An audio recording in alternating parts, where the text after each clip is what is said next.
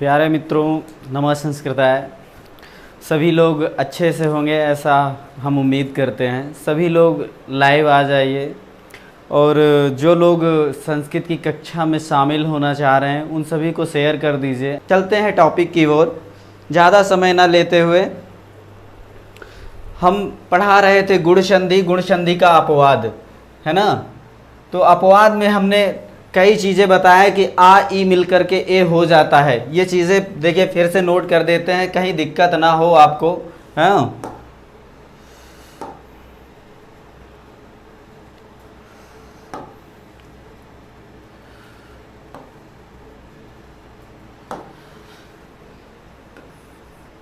जैसे हमने बताया आ और ई मिलकर के ए हो जाना, ये गुण है।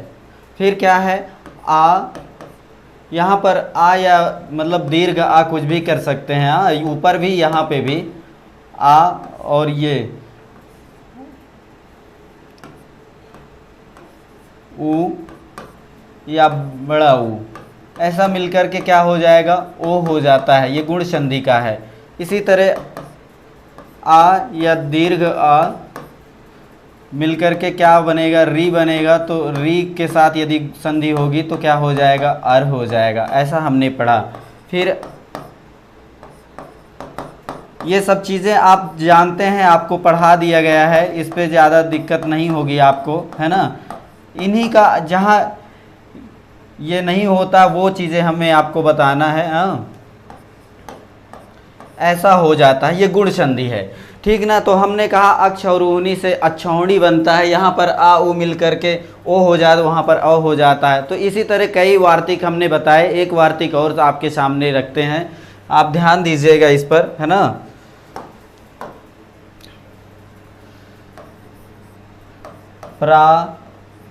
प्रावत्सतर कंबल वसनार्ड, प्रावत्सतर कंबल वसनार्ड,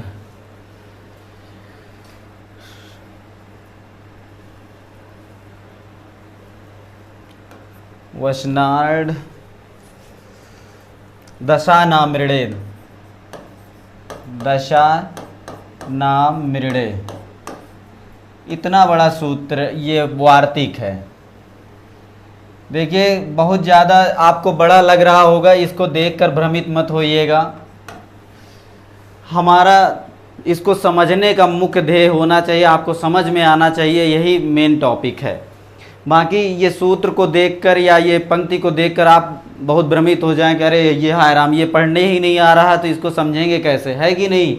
तो आप ये चीज़ें बिल्कुल दिमाग से निकाल दीजिए। हम अभी इसको तोड़ के अच्छी तरह से बताएंगे। प्रावत्सर कंबल वसनार्ड दशा नाम मृडे, इसको यदि ऐसा पढ़ेंगे तो हिंदी ही वर्ड, सारे हिंदी के वर्ड लिखे हुए हैं, आप भी पढ़ सकते हैं। प्रावत्सतर कंबल वसनार्ड दशा नाम मृडे। इसको अलग कर देते हैं।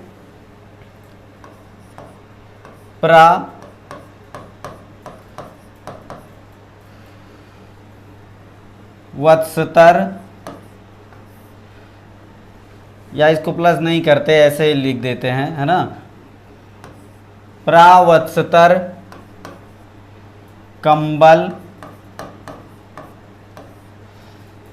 वसन ऋण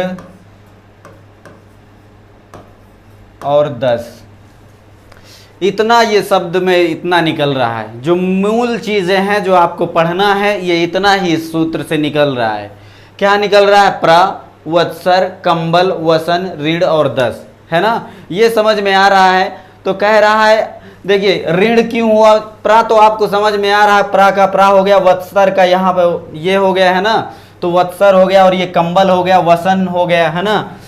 और देखो आ और री मिलकर के आर होता है, तो यहाँ पर आर हो गया है ना। तो ये रा को ऊपर ऊर्ध्वगमन हो जाता, रा हमेशा हलंत में रहा है, कल की संधि में आपने देखा, तो ये वसनार्ड हो गया। और फिर क्या है 10, तो 10 यहाँ पर लिख दिए। इनकी संख्या केवल 6 है। तो कह रहा है दशा नाम, मतलब इन शब्दों का यदि ऋण के साथ यदि योग हो तो यहां पर भी गुण न हो करके वृद्धि होती है। परिभाषा लिख लीजिए तो समझ में आएगा। परिभाषा लिख लीजिए, यदि प्रावत्तर कंबल वसन ऋण 10, इन 6 शब्दों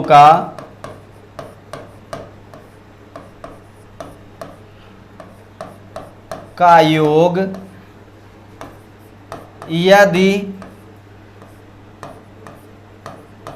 ऋण शब्द से हो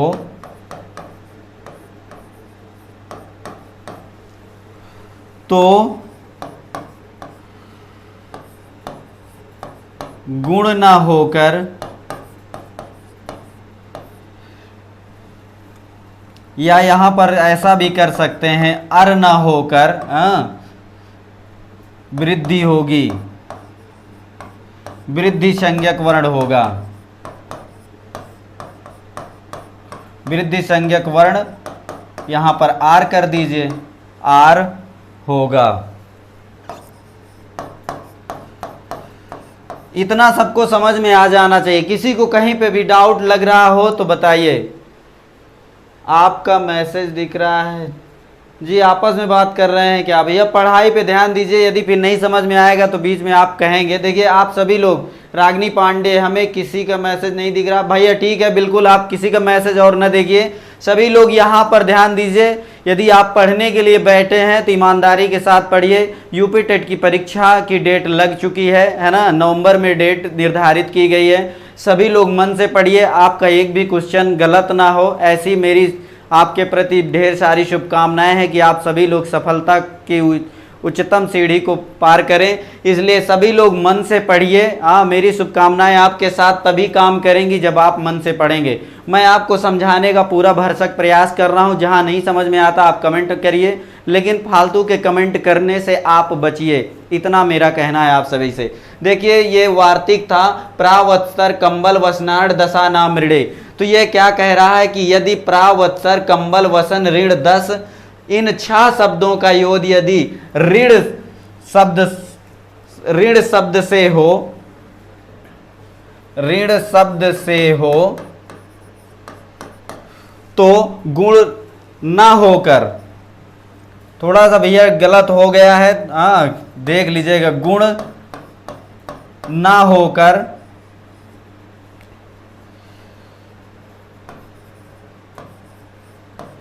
ठीक है, अब सही हो गया। इन 6 शब्दों का योग यदि ऋण शब्द से हो तो गुण ना होकर के वृद्धि संज्ञक वर्ण आर होगा, है ना। ऐसा हमने लिख दिया है। यदि आपको नहीं समझ में आया है यहाँ पर तो बताइए, ये सब कुछ आपको समझ में आ रहा होगा। और यदि नहीं समझ में आ रहा, यदि ये सब कुछ आपको समझ में आ रहा है तो ठीक है, नहीं समझ में आ रहा तो बताइए। जो शब्द नहीं समझ में आया उसको हम फिर से लिख देते हैं, और यदि और कुछ नहीं समझ में आ रहा तो आगे उदाहरण के साथ ये सब कुछ समझ में आ जाएगा, ठीक ना। आगे चलें, इतना सबको समझ में आ गया जी।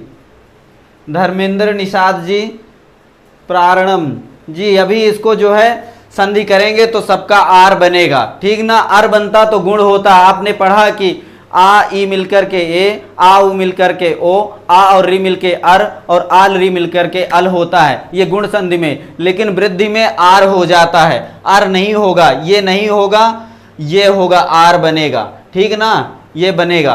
तो देख लेते हैं इसका प्रा के साथ जैसे ऋण का जैसे योग करेंगे,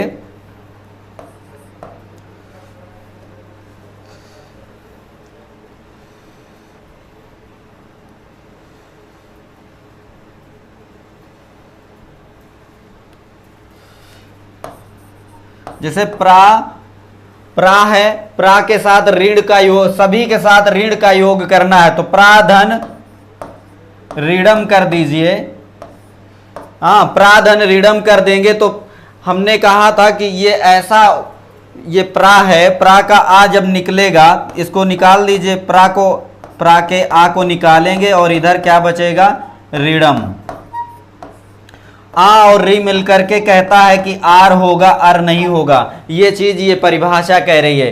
तब यहां पर प्रा को हलंत कर देंगे और यहां पर क्या हो जाएगा, अड़म बचेगा, है ना। तब इसको संधि करेंगे तो क्या बनेगा, प्रारणम बन जाएगा कि नहीं बनेगा, प्रारणम बनेगा भैया,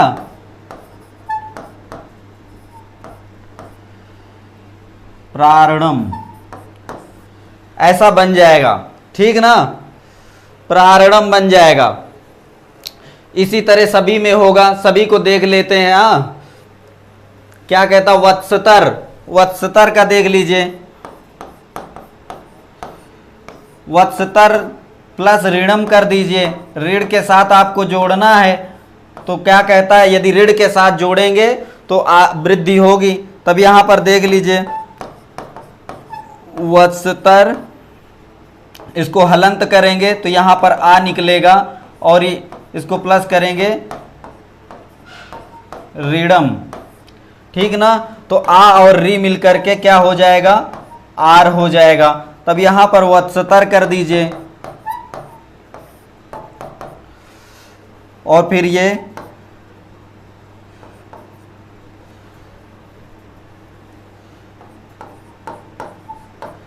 रम, है ना। तो ये रा में बड़ा आ मिलेगा तो क्या हो जाएगा, वत्सतरा हो जाएगा कि नहीं हो जाएगा, वत्सतरा ऐसे लिख देंगे।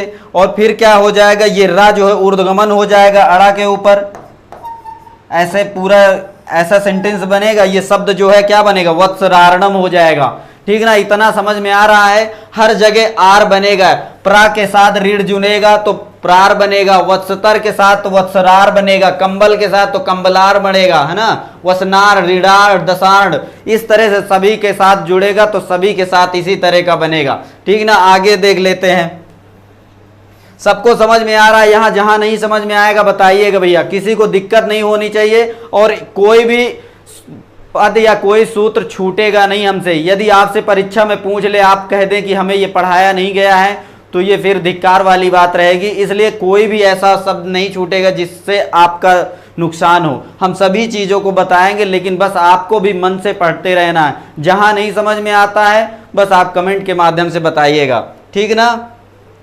आगे चलते हैं, क्या है कंबल।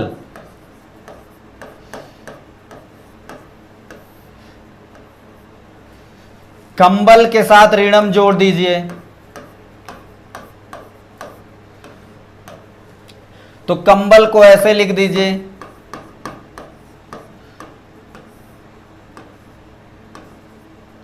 है ना।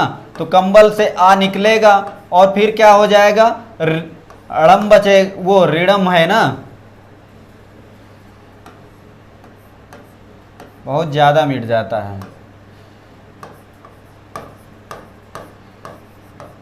ऋणम। आ और री मिलकर के कह रहा है कि आर हो जाना चाहिए इसमें, है ना, यही वार्तिक कह रहा। तो यहां पर क्या कर देंगे, कंबल कर दीजिए, हलंत कर दीजिए और ये क्या हो जाएगा, यहां पर अड़म बचेगा। अब इसकी संधि कर दीजिए, ला में हलंत है, इसमें स्वर कोई नहीं है, ला में बड़ा आ की मात्रा जोड़ दीजिए, तब क्या बन जाएगा, कंबला पहले लिख लीजिए, कंबला हो गया। रा जो है ये आधा है तो इधर आगे व्यंजन है तो ये ऊर्ध्वगमन चला जाए, ऊपर चला जाएगा, तब ऐसा कर दीजिए। इसमें कुछ दिक्कत नहीं है, आप इतना समझते हैं, है ना, संधि करते आए हैं तो इतना आप मास्टर हो गए हैं, इतना आप सब समझ रहे हैं, कंबलारणम बन जाएगा। मेरा समझाने का इन अपवादों का केवल इतना मतलब है, आपको यदि अपवाद वाले, जो अपवाद करने वाले वार्तिक हैं, सूत्र जिन्हें कहते हैं, इनको यदि आप नहीं याद कर पा रहे हैं कोई बात नहीं, लेकिन इन जहां पर अपवाद पैदा हो रहे हैं उन उदाहरणों को केवल आप याद कर लीजिए, इससे ज्यादा कुछ पूछेगा नहीं। यदि आपने अक्ष और उहनी को अच्छौहणी याद किया है तो इतने से ही काम चल जाएगा। हाँ, स्वाद रेणुओं में स्व और ईरिन से स्वैरिणी बना लिए हैं, स्वैरिणी बना लिए हैं, तो बस इतने से ही काम चल जाएगा। जितने हमने उदाहरण करवाए हैं उतना ही आप याद करते चलिए। यदि आपको ये वार्तिक नहीं याद हो रहे हैं, अपवाद नहीं याद हो रहा तो कोई बात नहीं, केवल जितने उदाहरण हैं उनको याद कर लीजिए कि इनके जुड़ने से ऐसा हो जाता है, यही पूछा जाएगा आपसे, ठीक है ना। उसमें ज़्यादा लोड न लीजिए, दिमाग को ज़्यादा बोझिल मत करिए कि अरे वहाँ पे आई मिलकर ए होता है। कई जगह तो आई मिल करके जो है ए हो जा, वो आई मिल करके ए हो रहा है, तो कहीं पे ए हो जा रहा है आई मिल करके, है ना। तो इस तरह से आप बोझ मत बनाइए उसको। जहाँ जहाँ पर नहीं हो रहा है, बस वो चीज़ तो हम बता रहे हैं कि जहाँ जहाँ पर दुविधाएं पैदा कर रहा है वो चीज़ केवल उदाहरण के माध्यम से आप याद कर लीजिए। बाकी हर जगह आई मिल करके ए ही होता है, ये तो स्वाभाविक है, हर जगह स्वभाव रूप में वो आई मिल करके ए होता है। लेकिन जहाँ जहाँ पर नहीं होता है, इसलिए वार्तिक बता दिए, केवल यही उदाहरण आप याद कर लीजिए। बहुत लोड लेने की ज़रूरत नहीं है, आप बहुत परेशान मत होइए, आप सभी पास हो जाएंगे, सभी सफल होंगे, ऐसी मेरी शुभकामनाएं हैं। यदि आप मन से और लगन से हर उदाहरण को ध्यान से देखते हैं कि यदि प्राधन, यदि कोई भी उदाहरण है, स्व के बाद ईरणी वाला है, हाँ, यदि अच्छा और उहनी वाला है, जो भी कल वार्तिक पढ़े सभी में यदि जहाँ पर हमने बताया कि गुण न होकर वृद्धि हो जाता है, वो सारे उदाहरणों को आप याद करते रहिएगा, कोई दिक्कत नहीं होगी, इससे ज़्यादा कुछ पूछेगा नहीं, ठीक है। शुभम सिंह राजपूत, राम राम गुरुजी। जी बिल्कुल राम राम भैया, सभी लोग बस बहुत अच्छे से पढ़िए। शुभम सिंह राजपूत, आप बहुत अच्छा पढ़ा रहे हैं, सब समझ में आ रहा है सर जी, बहुत बहुत धन्यवाद आपके इस स्नेह के लिए। बस आप भी मन से पढ़ेंगे तो हमें भी बहुत आपसे स्नेह है जिस तरह से, और हमें भी बहुत अच्छा लगेगा आपको पढ़ाकर, ठीक है ना। लेकिन पढ़ाना तब मेरा सफल होगा जब आप परीक्षा में सारे प्रश्नों के सही जवाब देंगे, तब मेरा पढ़ाना सार्थक हो जाएगा, ठीक ना। आगे चलते हैं। ये कंबल वाला आपको समझ में आया, इसके पहले क्या था, कंबल के बाद वसन वाला देख लीजिए।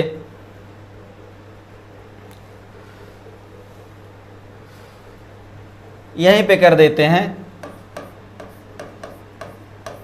वसन प्लस ऋणम,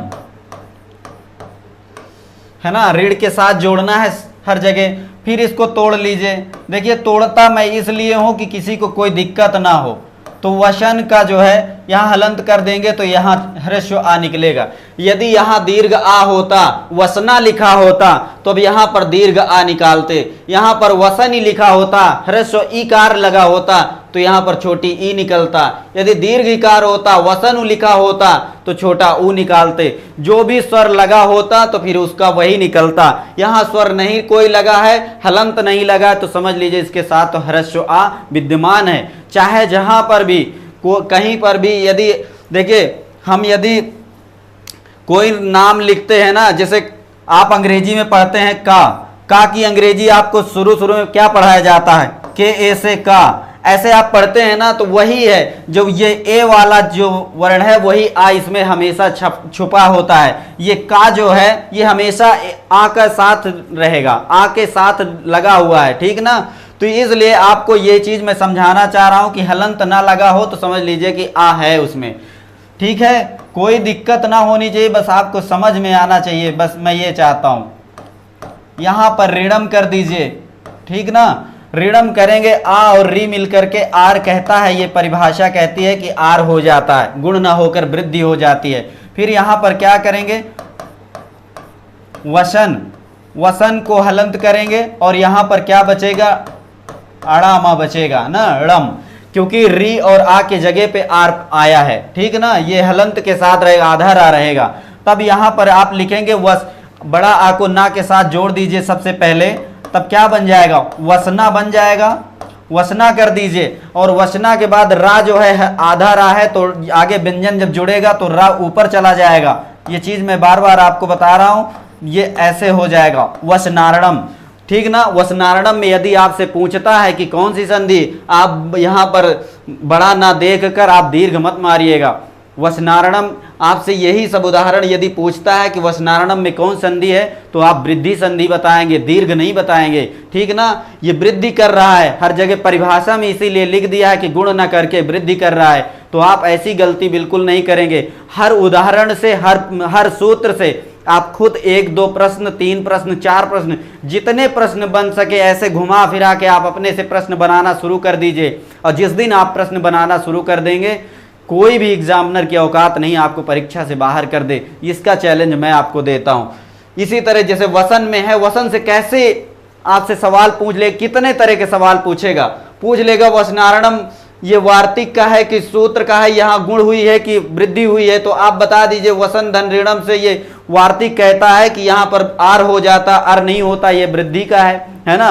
गुण है वो कि वृद्धि है कि दीर्घ है, आपसे 4 ऑप्शन में पूछेगा कि वसनारणम में गुण है कि दीर्घ है कि वृद्धि है, आप दीर्घ दे के मार दिए, दीर्घ देख कर मारना नहीं है। वसन धन ऋणम बराबर वसनारणम आर बन जाता है, जहाँ आर की आपके मतलब मुख से आर की ध्वनि निकले वहां पर समझ लीजिए कि वृद्धि होता है ना। हर जगह हमने बताया, ये जितने अभी गुण के बाद अपवाद जितने बताए वो हर जगह वृद्धि हो रही थी। इतनी चीजें आपको समझ में आ गई होंगी। ठीक है, आगे बताते हैं। आगे क्या है, ऋण है। ऋण का देख लीजिए कैसे होता है। ऋण प्लस ऋणम, ऋण प्लस ऋणम, ऋकार में आ ही है, ये चीज सभी लोग जान चुके हैं, तो इसको सीधा सीधा अब ना तोड़कर हम सीधा लिख दें कि तोड़कर अभी भी बताएं। ऋण अड़ा में आ है, ठीक ना, आ और री मिलकर के आर हो जाएगा, तो अब ये क्या बन जाएगा, ऋणारणम बन जाएगा, ऋणारणम बन जाएगा। ठीक ना, इतना समझ में आया। सभी लोग देखिए नोट कर लीजिए, यदि आपको नहीं समझ में आता फिर जैसे और सबको तोड़ा गया था वैसे इसको भी तोड़ लीजिएगा। ऋणारणम कैसे बना ये आप भी समझिएगा, आ और री मिलकर के आर हो गया तो ऋणारणम और ऋणारणम है ना, तो ऋणारणम हो जाएगा। सभी लोग अपने से भी तोड़ना सीख लीजिए उस तरह। 10 बचता है, 10 का देख लेते हैं। देखिए इसमें 6 केवल शब्द थे, 6 शब्दों का केवल प्रयोग का आपको दिखाया गया है। 10 के बाद ऋणम, 10 में आकार आपको छुपा हुआ दिख रहा है, तब इसमें क्या हो जाएगा, दसारणम बन जाएगा।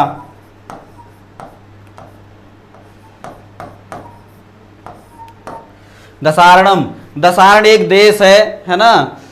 दसारण देश में एक दूत कभी पढ़ने का मौका मिलेगा तो आप पढ़ेंगे तो वहां दसारण देश के का नाम उल्लेखित हुआ है। ठीक ना, तो ये दसारण एक देश है।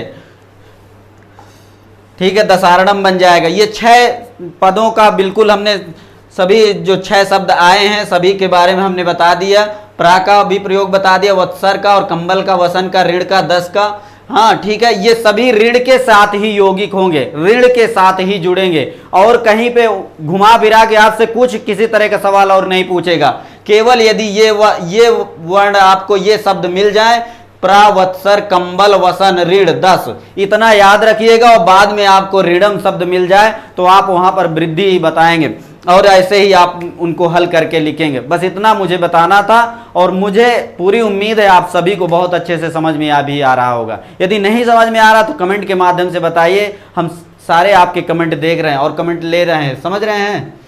ऋण चुकाने के लिए लिया गया ऋण, जी बिल्कुल, ऋणारणम। शमशेर कुमार जी बहुत बहुत धन्यवाद, सभी को बहुत अच्छे समझ में आ रहा। वसन धनऋणम वसनारणम जी, गुरु जी आप बहुत अच्छा पढ़ाते हैं। धर्मेंद्र निषाद जी बहुत बहुत धन्यवाद। निषाद भैया जी बहुत अच्छा लगता है जब आप सभी बहुत मन से पढ़ते हैं। अच्छा पढ़ाना तो सभी टीचर अच्छे होते हैं, बुरा कोई नहीं होता है, बस ये होता है कि आपको समझ में कैसे आ रहा है। नहीं समझ में आ रहा उसको जैसे भी आपको समझना है वैसा हमें समझाना है, जिस तरह से आप समझना चाहेंगे हम समझाएंगे, लेकिन समझ में आना चाहिए। ठीक है, आगे चलते हैं।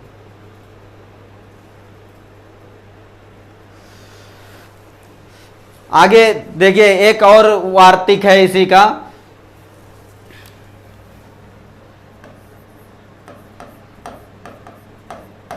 उपसर्गादृति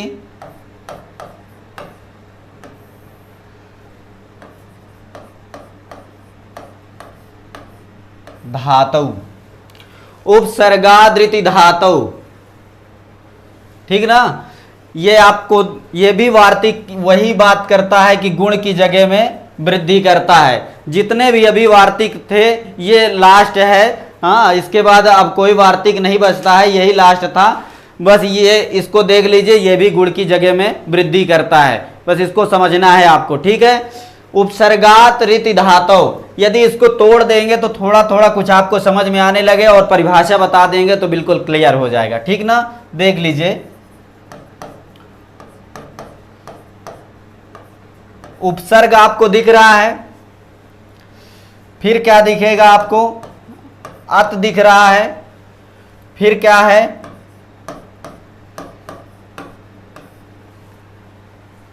रित कर दीजिए।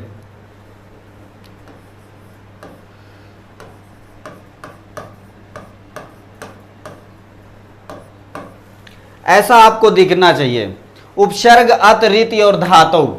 इतना आपको तोड़ने में समझ में आ रहा है कि नहीं। कहता है उपसर्ग अत रित धातु, क्या कहता है, उपसर्गात। उपसर्गात का मतलब ये यदि संधि हो जाएगी तो क्या बनेगा, उपसर्गात बनेगा। और ये ता में री जो लगा है, ये री और रीति ऐसे लिख दिए, और धातु तो आपको अलग में समझ में ही आ रहा है, कुछ दिक्कत नहीं होनी चाहिए इसमें। कहता है उपसर्गात रीति धातु। परिभाषा लिख लीजिए तो ज्यादा समझ में आएगा। पहले परिभाषा लिखते हैं, यदि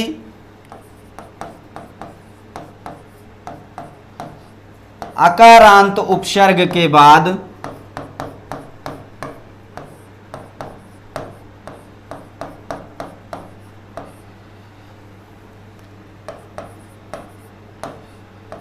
रित शब्द आवे,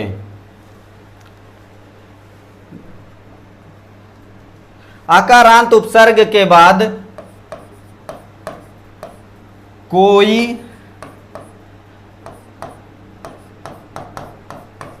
ऐसी धातु आवे जिसके प्रारंभ में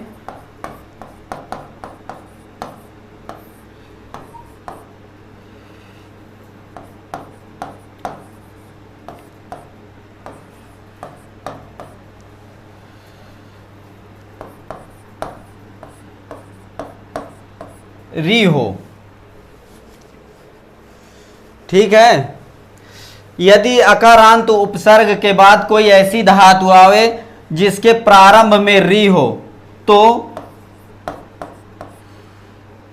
दोनों के स्थान पर, दोनों मतलब परवर्ण और पूर्ववर्ण, वो पूर्ववर्ण और परवर्ण के दो स्थान पर, हाँ, दोनों के स्थान पर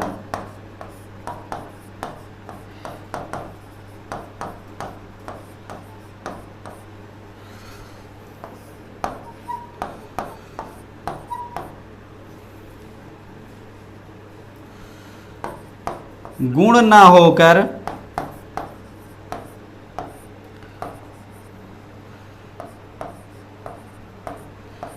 वृद्धि संज्ञक वर्ण होगा।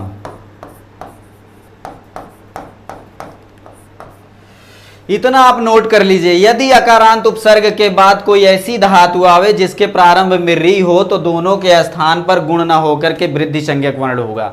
इतना समझ में आ गया। गुण का मतलब क्या होगा, आ और री मिलकर के अर हो जाता, तो अर ना होकर के आर होने की बात कह रहा है। इतना सबको समझ में आ रहा है। उपसर्गात मतलब उपसर्गात, कोई उपसर्ग के अंत में कोई अकारांत वर्ण हो, कोई ऐसा उपसर्ग जो अकारांत हो, है ना, तो उसके बाद रित आवे, तो रित वो री आवे, री कैसा आवे, वो धातु का हो, री जो भी आवे वो धातु का हो, तब वो आ और री मिलकर के क्या हो जाएगा, आर बन जाएगा। ये चीज परिभाषा में कह रहा है, ठीक ना। आपको इतना नोट कर लिए, सभी लोग नोट कर लीजिए, नोट करेंगे तभी समझ में आएगा।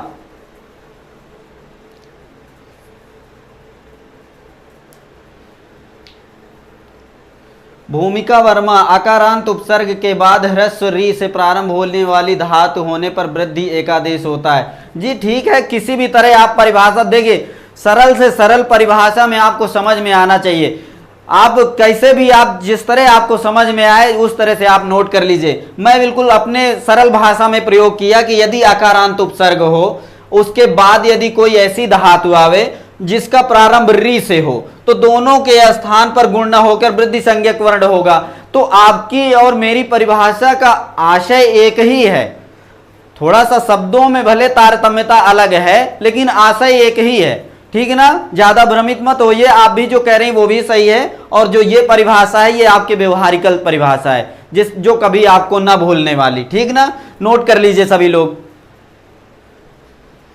जी। रिकार जो हो वो धातु का हो।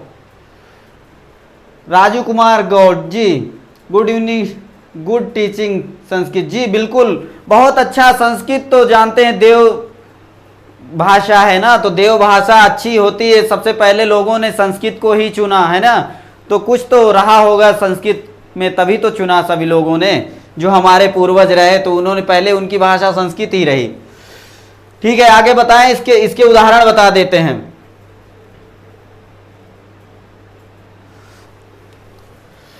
जैसे कह रहा कि आकारांत उपसर्ग के बाद कोई री आवे और री किसका हो, धातु का हो, तो जैसे क्या हो जाएगा, प्रा धन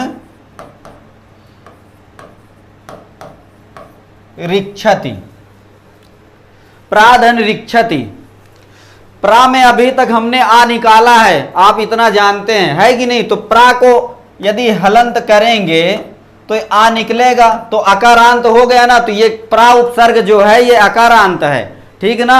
उप जो है वो भी अकारांत है, अभी उस उप का भी प्रयोग करवा, जितने भी उपसर्ग हैं 22 उपसर्ग, हमने बताया कि संस्कृत में 22 उपसर्ग होते हैं, तो 22 उपसर्ग में जिनके भी अंत में अकारांत हो और वो कोई ऐसा वर्ण जिसका जो धातु का हो और उसके पूर्व में री हो, तो ये धातु है रिक्षत, इसके पूर्व में क्या है, री है, तो इसको जो है ऐसे कर दीजिए, तो कहता है कि आ और री मिलकर के गुण ना होकर वृद्धि एकादेश होगा। मैडम जी जैसा कह रही हैं वैसा समझ लीजिए, वही भाषा में, तो आर एकादेश होगा। इसमें एकादेश का मतलब आर ही कर, वैकल्पिक नहीं है।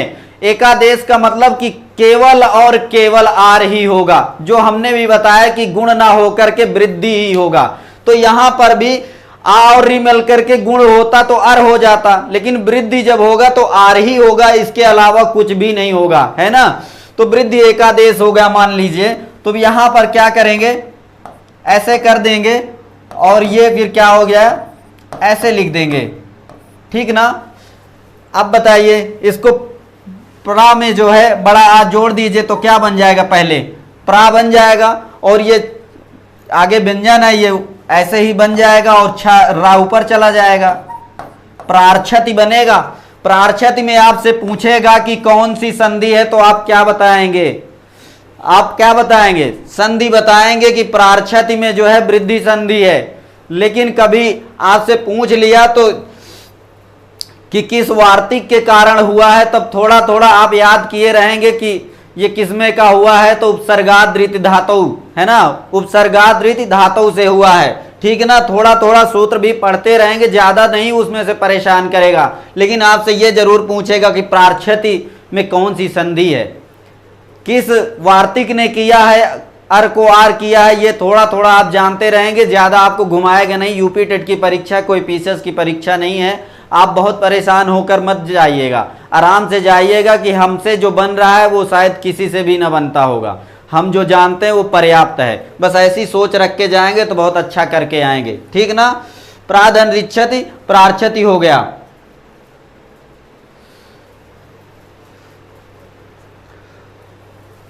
अगला देख लीजिए,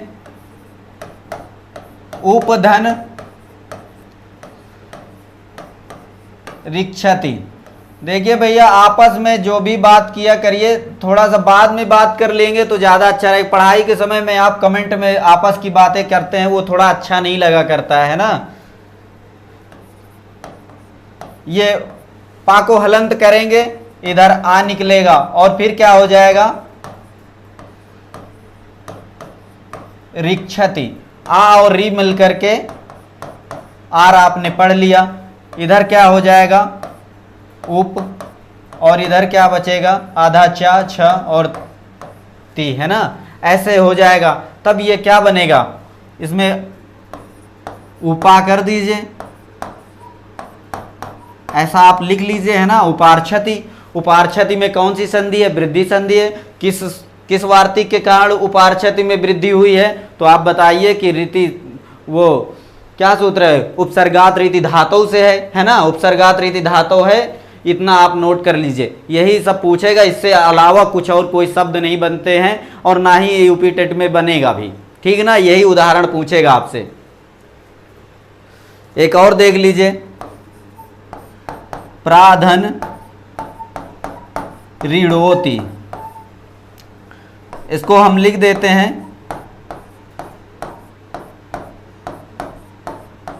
ऐसा होगा, प्रारणोति होगा, ठीक ना। आप उसको तोड़ लीजिएगा, जहां नहीं समझ में आ रहा तो बताइए, यदि नहीं समझ में आता तो तोड़ देते हैं। प्रारणोति कैसे बना है उसी तरह बनेगा, जिससे उस प्रा में आ निकालेगा, आ और री मिलकर के आर हो जाएगा, और फिर रा को जो है ऊपर ऊर्ध्वगमन हो जाएगा, प्रारणोति बन जाएगा, ठीक ना, ऐसा ही होगा।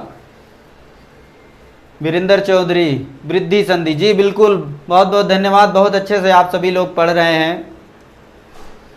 अनिल मौर्य, उपार्क्षति, जी बिल्कुल, उपधनरिच्छति उपार्क्षति, सही है, बिल्कुल सही, सभी लोग बहुत अच्छे से पढ़ रहे हैं। धर्मेंद्र निषाद जी, प्राधनरिच्छति में कौन सी संधि होगी, तो प्राधनरिच्छति में वृद्धि संधि होगी, ठीक ना। प्राधनरिच्छति यदि पूछेगा आपसे तो प्रार्क्षति बनेगा, और प्रार्क्षति में कौन संधि है, तो वृद्धि संधि पढ़ेंगे, आप बताइएगा।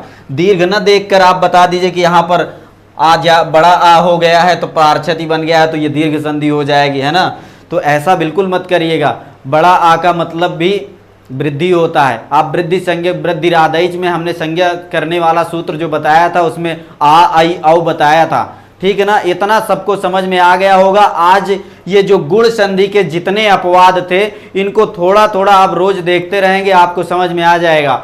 हमने बताया कि जैसे साधारणतः आ ई मिलकर के ए होता ही है, आ उ मिलकर के ओ होता ही है, आ री मिलकर के अर होता ही है, आल री मिलकर अल होता ही है, लेकिन आ और ई मिलकर के ऐ हो जाना ये अपवाद है।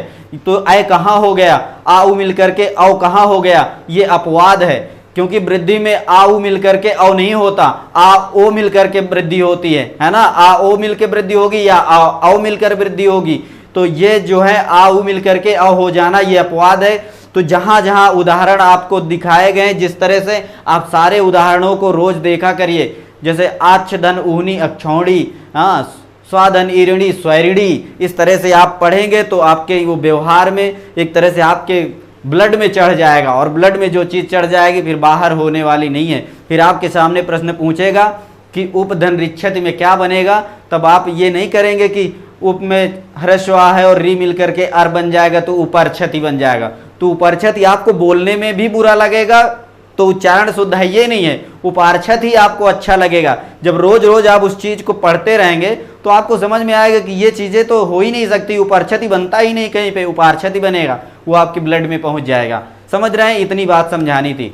और कोई यहाँ पर डाउट हो, जितने भी अपवाद रहे नहीं समझ में आए तो बताइए, अभी बता दें, नहीं तो चलते हैं वृद्धि संधि की ओर। चलें वृद्धि संधि की ओर, ठीक है।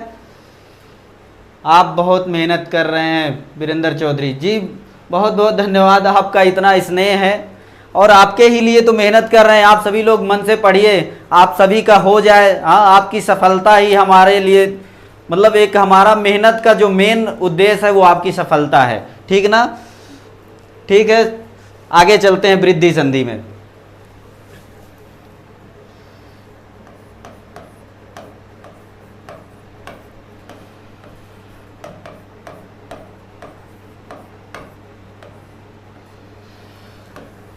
वृद्धि संधि, सबसे पहला सवाल पूछेगा वृद्धि संधि का सूत्र कौन सा है। वृद्धि संधि का सूत्र कौन सा है, 4 विकल्प दे देगा आपको, एक उसमें से वृद्धिरादैच नहीं मारिएगा। वृद्धिरादैच जो है वो संज्ञा सूत्र है, ठीक ना, वृद्धिरेच ही होता है, नोट कर लीजिए।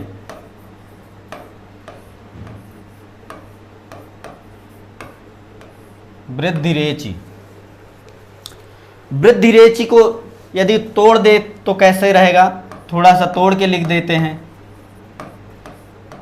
रकार को हम विसर्ग कर देते हैं। देखिए, ये विसर्ग संधि में हम बताएंगे कि रकार को विसर्ग हो जाता है तो वृद्धि हो जाएगा, और रा में जो ए है तो उसको एच ही कर दीजिए, ठीक ना।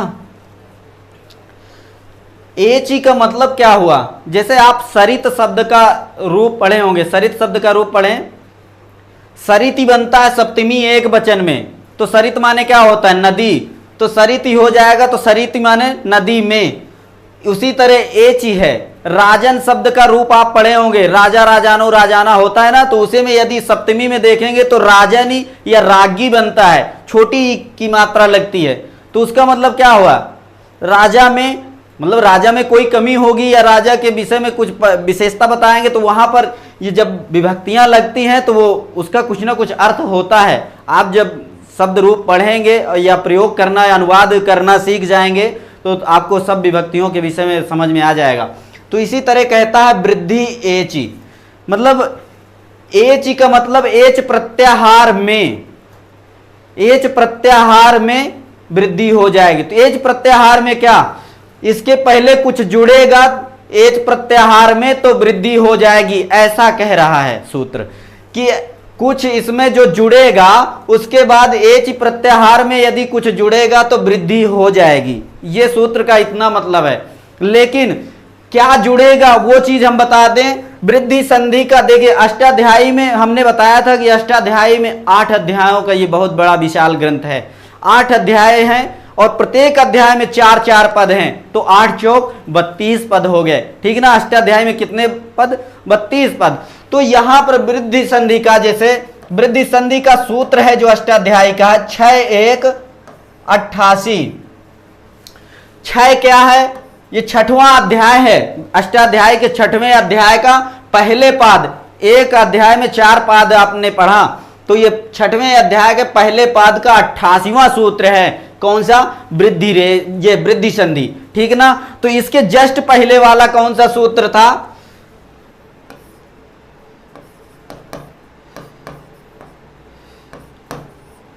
आद गुणा, आद गुणा का सूत्र संख्या क्या थी, 6-1-87, 6-1-87 थी आद गुणा की। अष्टाध्यायी के 6वें अध्याय का पहले पाद का 87वां सूत्र था ये आद गुणा। तो कहते हैं यदि आपके, देखिए एक व्यवहारिकल बात आप समझ लीजिए, जो लोग इलाहाबाद में रहते हैं या गांव में भी रहते हैं, किसी के घर में मान लीजिए शाम को चूल्हा जलाते वक्त माचिस खत्म हो गई, उस समय दुकान बंद है, या किसी जो स्टूडेंट लाइफ जी रहे हैं उनके घर में जब रूम में टमाटर खत्म हो जाता है तो कहाँ लेने जाते हैं, पड़ोसी के घर में। एक गाना भी आपने सुना होगा, पड़ोसी के चूल्हे से आग ले ले, ऐसा आपने सुना ना। तो ये भी पड़ोसी के चूल्हे से आग ले रहा है। पड़ोसी के चूल्हे से आग कैसे ले रहा है, ये वृद्धि संधि 88वां सूत्र है, तो इसके पहले 87 है, तो 87 से क्या लिया, हमने बताया था कि आत इससे निकालेंगे और फिर क्या है गुणा, यदि इसको अलग करेंगे, हमने ये चीज आपको पहले बता दिया था। और आत का मतलब क्या होता है, ह्रस्व आ और दीर्घ आ होता है। आत का मतलब क्या होता है, ह्रस्व आ और दीर्घ आ। तो ये पड़ोसी के चूल्हे से आग ले रहा है, तो क्या हो गया, यहां पर क्या कर देंगे, आत प्लस एच कर दीजिए और फिर बराबर क्या कर दीजिए, वृद्धि कर दीजिए, क्योंकि वृद्धि होगी यहां पर, है ना। आत एच वृद्धि, आत का मतलब आपने पढ़ा कि ह्रस्व आ अथवा दीर्घ आ, और फिर एच में क्या होता है, एच प्रत्याहार के अंतर्गत क्या आता है, ए ओ आई और औ, एच प्रत्याहार के अंतर्गत आते हैं। आप माहेश्वर सूत्र अच्छी तरह से और प्रत्याहारों को अच्छी तरह से देख लीजिएगा। आत का मतलब आ और मतलब ह्रस्व आ और दीर्घ आ, और एच का मतलब ए ओ आई औ। इतना समझ में आया। और हमने बताया था वृद्धि राधइच जो संज्ञा सूत्र कर होता है, वृद्धि राधइच आपने पढ़ा, यहां पर नोट कर देते हैं। वृद्धि राधइच क्या करता है, वृद्धि राधइच ने कहा कि आ आई और औ की वृद्धि संज्ञा होगी, तो आ आई औ क्या है, आ आई औ मतलब इनका योग होगा, तो वृद्धि में यही 3 वर्णों में से कोई एक वर्ण बनेगा, ठीक ना जी। संबंध को बताती शायद सप्तमी विभक्ति, संबंध हम यहां बात नहीं कर रहे भैया, संबंध नहीं बात हो रही, सप्तमी विभक्ति संबंध षष्ठी को बताती। कारक अच्छी तरह से पढ़िएगा। प्रथमा कर्ता ने द्वितीय कर्म को तृतीया करण ने से के साथ, चतुर्थी संप्रदान के लिए को पंचमी अपादान से के द्वारा, षष्ठी संबंध काकी के रारी रे, सप्तमी अधिकरण में पय पर। तो सप्तमी अधिकरण सप्तमी में पय पर होता है, तो एच में, और आत ये पंचमी का समझ लीजिए, है ना। तो आत के बाद एच आने पर वृद्धि हो जाती, में पर होता है तो एच आने पर, ऐसा आप अर्थ निकालिए। आत के बाद, पंचमी आत के बाद होता है ना, आत के बाद एच आने पर वृद्धि होती है, में पर सप्तमी का होता है ना, तो एच यहां पर है, तो आत के बाद एच आने पर क्या हो जाएगा, वृद्धि हो जाएगी। समझ रहे हैं? अच्छे से पढ़िए, हम भी आपकी वृद्धि की कामना करते हैं, आप सभी लोग बढ़िए, अच्छे से फूलिए फलिए खूब। समझ रहे हैं?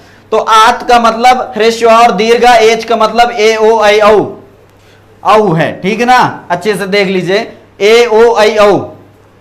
इतनी बात समझ में आई? कहता ये दोनों की यदि संधि होगी तो इन तीनों में से कोई एक वर्ण होगा, आ आई औ होना चाहिए। इतनी बात आपको समझ में आ गई? किसी को कोई डाउट हो तो बताइएगा भैया। वीरेंद्र चौधरी, आ ओ आई औ जी, दीर्घ आ है, दीर्घ आ है औ औ होता है, लेकिन एच प्रत्याहार में ए ओ आई औ आते हैं, ठीक ना? देख लीजिए, इतना समझ में आ गया कि नहीं आपको? परिभाषा लिख लीजिए इसकी तो और समझ में आ जाएगा।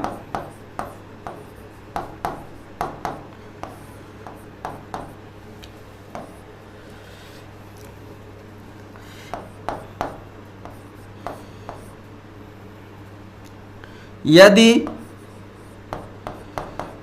ह्रस्व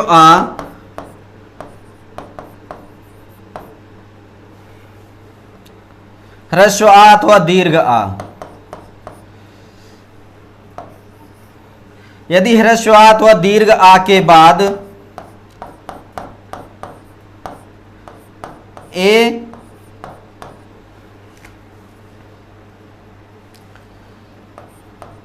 ए या आई आए तो दोनों के स्थान पर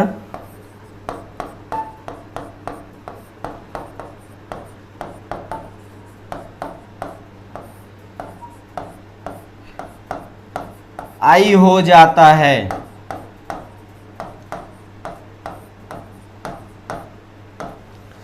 ये एक कंडीशन बताया कि यदि ह्रस्व आ और दीर्घ आ के बाद ए या आई आए तो दोनों के स्थान पर ऐ हो जाता है, ये एक कंडीशन। दूसरी कंडीशन क्या है? दूसरी कंडीशन है आ अथवा दीर्घ आ के बाद यदि ओ अथवा औ आए तो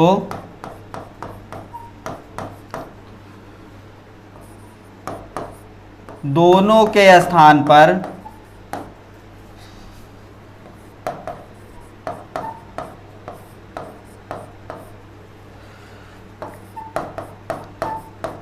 औ हो जाता है। ठीक भैया, इतना आप नोट कर लीजिए। पहली कंडीशन में यदि आ ह्रस्व आ अथवा दीर्घ आ के बाद ए या आए, ए भी रहेगा तब भी ऐ हो जाएगा और आय रहेगा तब भी ऐ हो जाएगा। आए तो दोनों के स्थान पर ऐ हो जाता है। लेकिन दूसरी कंडीशन कह रहा है कि यदि ह्रस्व आ और दीर्घ आ के बाद ओ और औ आए तो भी दोनों के स्थान पर औ ही होगा, ओ नहीं होगा। ओ होगा तो गुण हो जाएगा, है ना? तो यहां पर वृद्धि की बात कर रहे हैं, तो ऐसी स्थिति होनी चाहिए। इतना समझ में आया? सभी लोग नोट कर लीजिए। शिवम सरोज जी, श्लोक सुना दो। जी भैया बिल्कुल, यस सर। इतना नोट कर लीजिए, इसके उदाहरण कल बता देंगे, ठीक है? कहिए तो एक श्लोक सुना देते हैं, बहुत दिनों से लोग कह रहे थे। शिवम भैया की बात रख लेते हैं, ठीक ना? एक श्लोक आप सभी को समर्पित है। कल की फिर कक्षा में जो है हम इसके उदाहरण बताएंगे, ठीक है? देखिए, एक नीति शतक का श्लोक हम सुनाते हैं और शार्दूल विक्रीडित छंद मेरा बहुत प्रिय छंद है, इसलिए आपको शार्दूल विक्रीडित छंद में एक श्लोक सुनाता हूं। केयूराणिन भूषयन्ति पुरुषं हारान चन्द्रोज्ज्वला, केयूराणिन हारान देखिए कल सुनाऊंगा, अभी याद नहीं है अच्छी तरह से, मैं कल सुना दूं। के यू राणी भूल जा रहा, अभी आदि नहीं आ रहा है। और दूसरा छंद कहिए, सुना दो। कश्चित कांता विरागुणा स्वादिकारात प्रमत्ता। हाँ, इस तरह से देखिए, और छंदों में मजा भी नहीं आएगा। शार्दूल विक्रीडित अच्छी तरह से मैं कल सुना दूंगा। याद था, भूल गया है। थोड़ा सा प्रकरण चेंज हो जाता है तो मजा नहीं आता है ना। चलिए आज की कक्षा को यहीं पर समापन करते हैं, कल की कक्षा में फिर मिलते हैं। नमः संस्कृताय। भूल गया चीज से बोलना।